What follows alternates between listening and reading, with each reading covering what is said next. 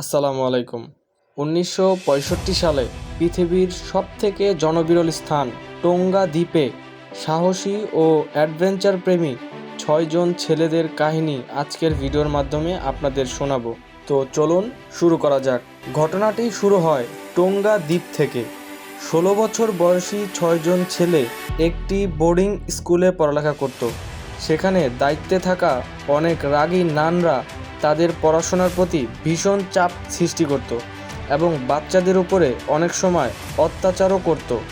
তাই এই ৬ জন ছেলে সিদ্ধান্ত নেয় তারা আর এই বন্দি জীবন কাটাবে না, তারা খোলা আকাশে মুক্তভাবে বেঁচে থাকবে। এই ভেবে তারা দ্বীপের কিনারায় এসে এক জেলের কাছ থেকে একটি নৌকা ভাড়া নেয় আর সাথে করে কিছু খাবার ও পানি নেয়।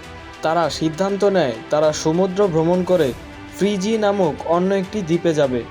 কিন্তু এত বড় সমুদ্রে দিক নির্দেশনার জন্য তারা একটি কম্পাস সাথে নেয় না এবং এর ফলে তারা পথভ্রষ্ট হয়ে কিছু সময় পরেই ভুল রাস্তায় চলে যায় এবং তারা ভয়ঙ্কর ঝড়ের কবলে পড়ে। তারা যেইটুকু খাবার ও পানি সাথে এনেছিল তাতে শুধুমাত্র একদিনই তাদের চলেছিল।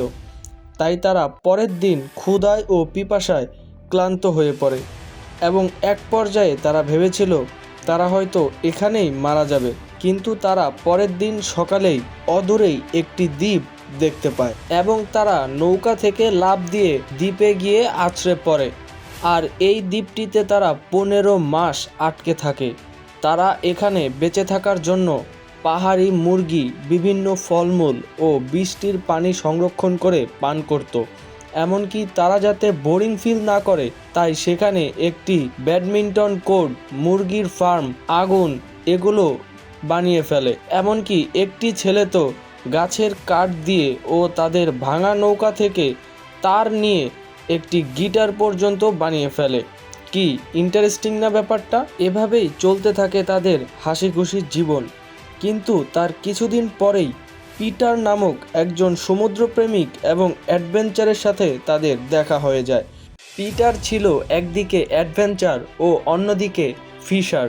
পরবর্তীতে পিটার তাদের সেখান থেকে উদ্ধার করে নিয়ে আসে এবং তাদের মুখে পুরো কাহিনী শুনে তা একটি গল্পের ডায়েরিতে লিখে রাখে।